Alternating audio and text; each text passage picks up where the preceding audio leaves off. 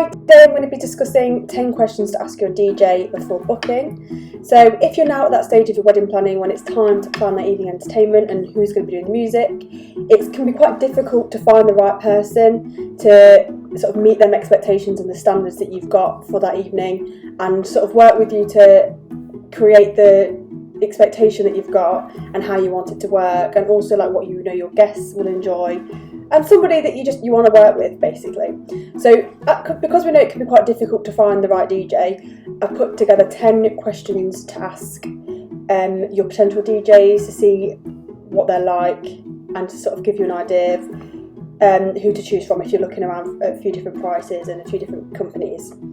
So question 1 is, do you let guests take requests? So a real common question that we get asked here at Jackstar is, can guests request songs? So yes, they can with us, for instance, but you want to ask this question because it might be really important to you. I know there are a lot of couples who have decided that they want to include in their invitations a section to ask a guest for a song of their choice. So they're not making a request on the evening, but they are making a request in advance, if that makes sense. So then normally if couples do that, then they'll ask the DJ not to take any more requests on the evening. Commonly, it's important for people to be able to take requests off their guests because they know if they've got a guest that might not be, that forthcoming and joining the dance floor straight away, they're more likely to join at first if they know that there's a song coming up that they like or that they've requested.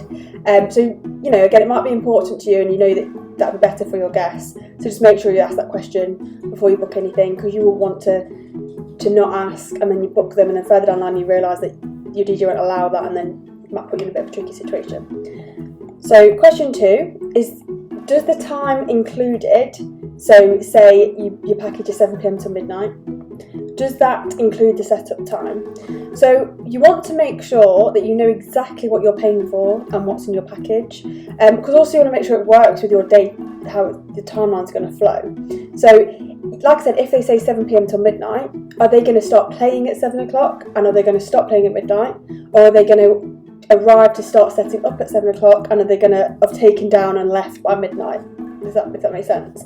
So it's really important to know this because, like I said, you need to have a set timeline for the day, so you need to know what's going on. Also, if your evening guests are arriving at 7 o'clock, you don't want your DJ really, unless it can't be helped, to return up at the same time to set up. So you want to make sure you know that. And, as well, you can speak to the venue about that as well, because it might be important, like if you've got a set turnaround time in your room, you need to make sure that DJ is arriving in that right time to work with that, so they're not caught up in the middle of it at the wrong time. So question 3, can the timings of the DJ set be extended in any way? So can they be extended later to make it later, or can they be earlier? So it kind of depends what you're like as people and what your guests are like. So, if, in my opinion, if you've got all your family and friends together, you'd want to make it as long as you can. So you'd want to have a party as long as you can, especially if you're party people, people want to dance and have a good night and kind of go on as long as they can. You might want to look at extending that. Some DJs, there's normally an extra cost involved, you see, as well. So if you pay for extra hours, there might be a per hour cost. So again, that's something you want to find out now, because if that's something that you do want to do, you need to, factor that into your budget so you can plan ahead, so there's no extra, hidden costs or anything near at the time that you're not expecting, and then you're disappointed if you can't quite afford it anymore, and you kind of had it in your head that's what you wanted. Also, if you are going to extend the times, just make sure you check that with the venue as well. Some venues might have to finish at midnight, or some might let you carry on till whenever, so it just completely depends on their licensing. If you can't stay later, you might want to start earlier even. So again, depends on your timeline though, so speak to the venue, because there might not be the time to start earlier depending on when your wedding breakfast and everything like that is, so have a little think about that. Question 4, have you worked at our venue before? So this doesn't have to be a deal breaker, this question. It's just something that can be quite helpful for you. So it's worth asking the DJ if they've worked at your specific venue before, just because they might be able to give you some more advice. They might be able to say, oh yes, I've worked there before in this section or here, that worked really well, or that didn't work very well. It's just something to ask them. And then also you can maybe just ask the venue as well, we're looking at this DJ. They've said they've worked here before, and you can kind of ask what they think of them and what their opinion is. So, question 5, how will the DJ dress on the evening? So this sounds like a really strange question, but it's really important. It's something that you wouldn't probably think to ask, but you would notice on the evening. You want to make sure that the DJ is going to look professional and look like they're attending a wedding, not, maybe a school disco or something like that. You really want them to fit in. You want to be paying for, a high-class DJ that's going to really deliver and, like I said, meet your expectations and standards. You don't want a DJ sort of in there, maybe in a tracksuit or something like that, or I don't know, something that's too casual, and all your dressed are there really dressed up, looking really nice. It just doesn't quite flow. So you want to just find out, are they going to look professional? How are they going to look? You want the whole thing, you don't just want the equipment to look smart, you want the whole package to look smart. So you just make sure, you check on that, because there might be a few elements that you like the sound of, but then that can potentially be, a big factor that might put you off a certain DJ. So question 6, can we have input into what music you play on the evening? So really, really important, I get asked this all the time. And the answer for us is yes, you can, but some places unfortunately you don't get that option. So you want to just check, because of course you're booking a DJ, you want them to look after the music, so you shouldn't have to put together a full playlist and that that's it for the evening. But you want to be able to have an input. The DJ needs to know what you like, maybe a small playlist just to give them a bit of an idea, what you don't like as well, that's important, just so it can really flow and be exactly what you want. And like I said, there are some songs that people, or artists or genres that people really don't like, so the last thing you want is that to be played on your wedding day. So if you can have that input, you really want to be able to know that you can do that, and you want to know what you really like or what you love, as well. And you might be able to give input of what your guests like and what they'll get onto the dance floor. So, like for instance, after the first dance, we normally ask you to choose the first song that'll be played after that, because that's the first song where everyone will get involved and start dancing for the party.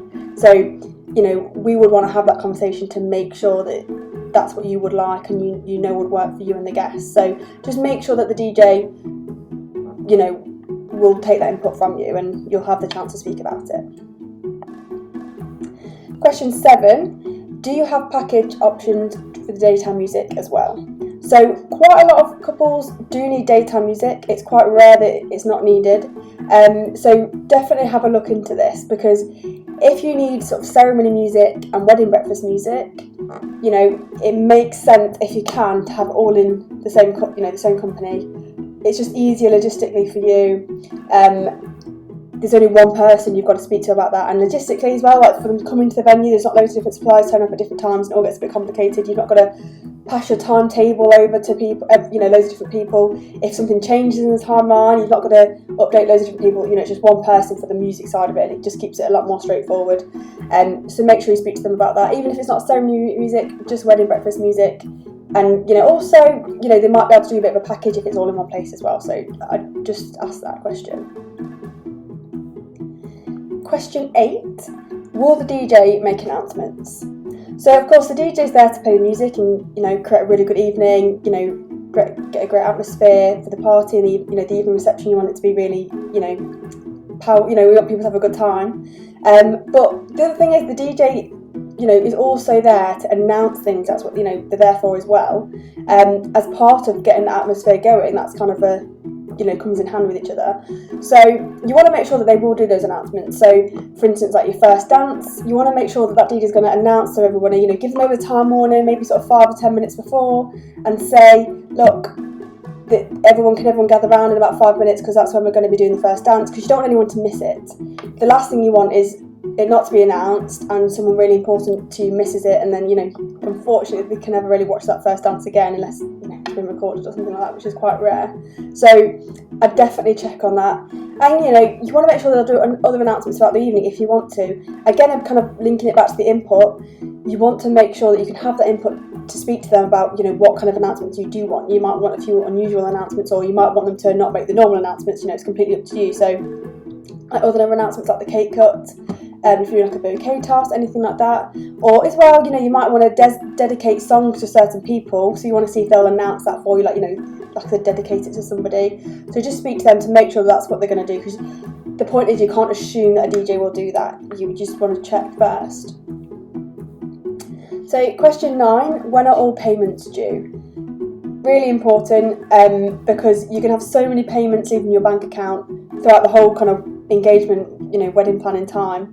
You want to know exactly when that's coming out, because you want to make some sort of budget plan and timeline of when all your payments are coming out to all your different suppliers, so you've not got any nasty surprises, just so you can really plan for that and make sure you've got the the money in the account. You don't want it to turn up to 1 month before and all of your payments are due at the same time if you didn't know. At least if they all due the month before, that's fine, but if you know about it, you can plan for it and make sure that money's there at that time. But if you're not expecting that, it might be a bit of a shock to you, and it might be a bit of a struggle and cause a bit of stress, which is what you don't want. So all of the questions and everything is to try and make it as stress-free as possible, and this one will definitely help with that, so make sure you check on that one.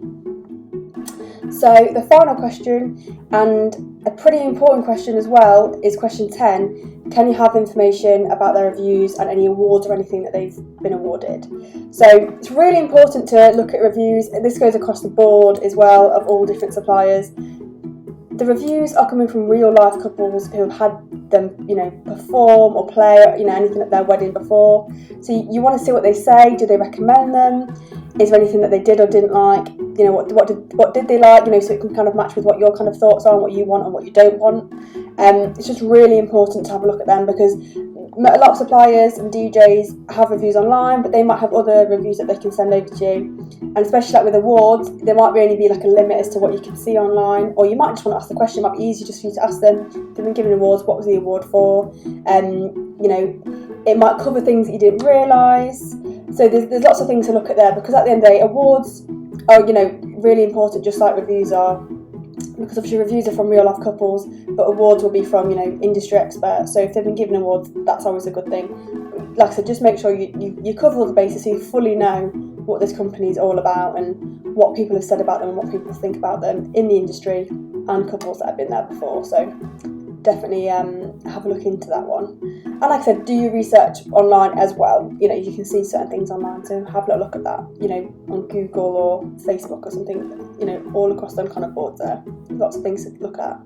So yeah, hopefully that helps. So there's lots of things to consider when deciding on your DJ, but they're kind of the top 10 questions that I think are really important. So, if you think of anything else, let me know. But, again, what I'd say is, as always, if you think of other questions, what I would do is you can use this list and kind of add to the list as well, so you've kind of got them all in one place. So if you're speaking to a few different DJs, you can ask them all the same thing and make notes. I'd probably say it's good if you're going to have a meeting with the DJ, or, like a Zoom video meeting, it's kind of good to do it with both of you, so you can both kind of see what, how you're feeling about it. You want to feel comfortable with these people as well. You're going to be working with them. So if you can do the meetings together, if not, make sure you take lots of notes. I mean, even if you do the meetings, you speak to the people together, I'd probably still recommend making notes until you make decisions, so you can kind of remember everything that was said. Because like I said, if you're speaking to a few people, it might the memories might merge in your head a little bit, and you might kind of struggle to remember who said what kind of thing. But yeah, hopefully that was useful. If you think of any questions at all, just let me know.